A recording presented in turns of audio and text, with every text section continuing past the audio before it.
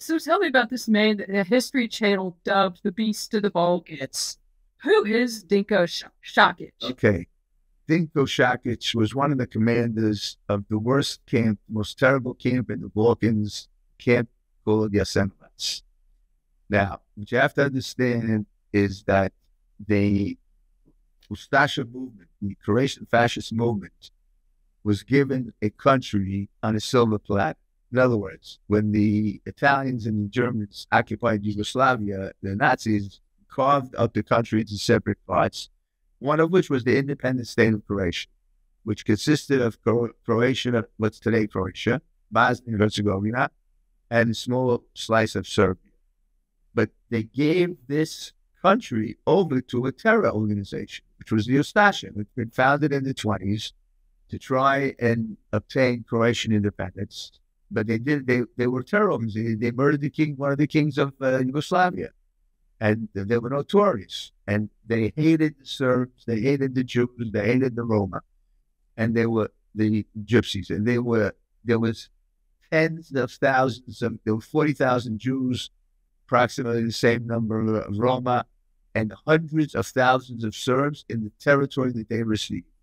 So from the very beginning, they set up these concentration camps.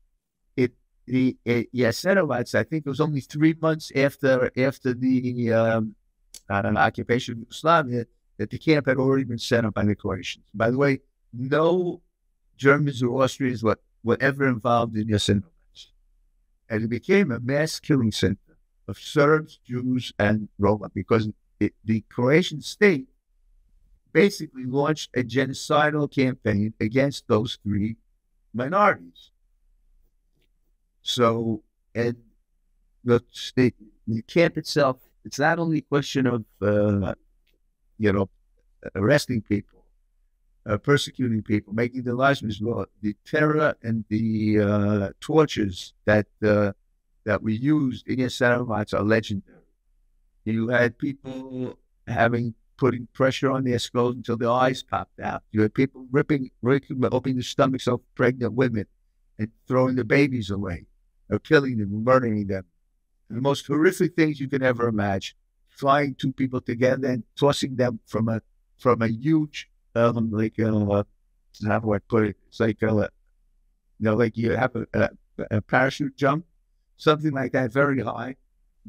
Flying them together, back to back, and then throwing them into the Sava River. Well, of course, they'll drown because they can't free themselves from the bindings. Taking out eyes, cutting off noses. I mean, they even created a dagger which they believed would cause more pain and suffering to the victims. They called the Serb killer. So this is Shakic. But the point in this, what's amazing, it's not amazing actually, but the point that I think is a salient point in this case was his total lack of remorse and regret. Total. In other words, when he was first interviewed by Camarasa, he said, if I had a chance, I would again accept the post of the commandant of Jasenovac. He lied through his teeth about what had happened in Jasenovac. And the most telling thing was his comment, "You don't get it, Mr. Camarasa. The problem with Jasenovac was they didn't let us finish the job." What does that mean? Kill all the Serbs, all the Jews, all the Roma, and all the political opponents who were themselves Catholic Croatians. So his trial was, I would say, a landmark trial. It's actually the only trial in Eastern Europe, in post-communist Eastern Europe, where someone was actually convicted and punished. And he ended his miserable life, the bastard, in jail. And when he was buried in a private ceremony, he asked to be buried in his Ustasha uniform. And what the priest who delivered the eulogy said something I'll never forget. I mean, I wasn't there personally, of course, but what he said was, it's true that Dinko Shakic did not observe all the 10 commandments. And then I interject, like, thou shalt not murder, for example, but he's a model for Croatia. So how can a person like this be a model for a country? He can if you're, a Ustasha supporter, and you believe in the Ustasha, and you believe in terror, and you believe in torture, and you believe in killing your enemies. So, I mean, this was really a I have to say something really honest in terms of the judicial side and the fact that he was sentenced in Croatia to the maximum sentence of 12 years. He died in prison, and he's a symbol. He's a symbol of the lack of remorse, lack of regret, a cruel, really horrible person. I teach history at the college level, and when we talk about the Holocaust, a lot of my students are of the impression that these perpetrators are all men. And so let me talk about that. But I want you to tell me a little bit about Shakic's wife.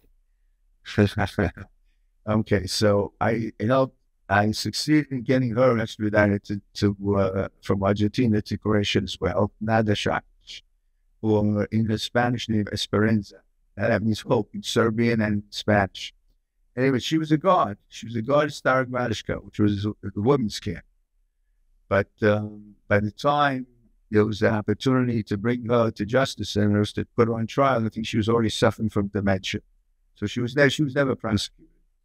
Maybe it was also sympathy on the part of the Croatians that they didn't want to prosecute a woman, and they certainly didn't want to know about the horrors carried out by women guards in the Stara Gradiška camp.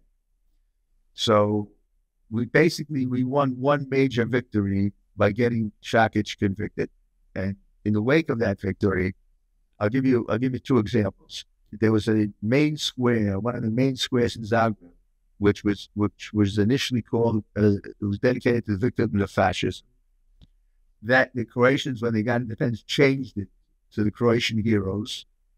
And that name was changed back to the victims of fascism after Shakic's conviction.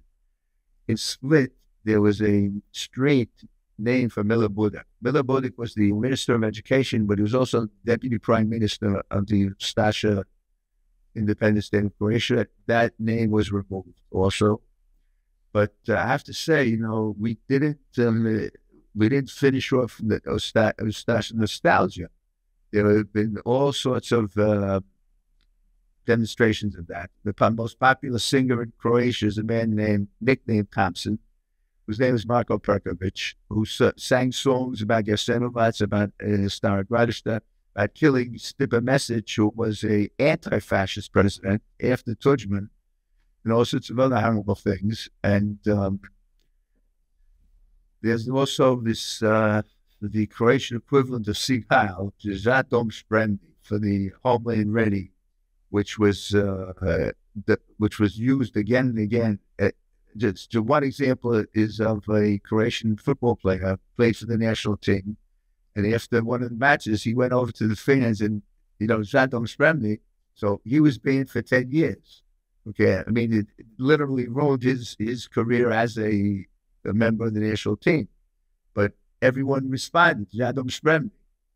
Not long ago, there was a cup match for the championship of the Australian Soccer Cup, in which one of the teams from Sydney, which is actually a team that is supported by the Croatian immigrants, a very large number of Croatian immigrants and Serbian immigrants to Australia, and they started screaming all sorts of Nazi, there was Nazi-like, there was Zato Spremni and other chants.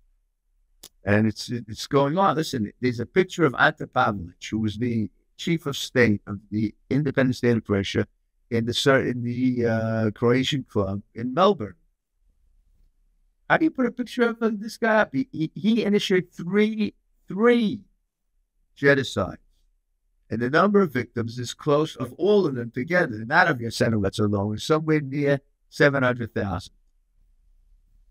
He's one of the biggest mass murderers in human history.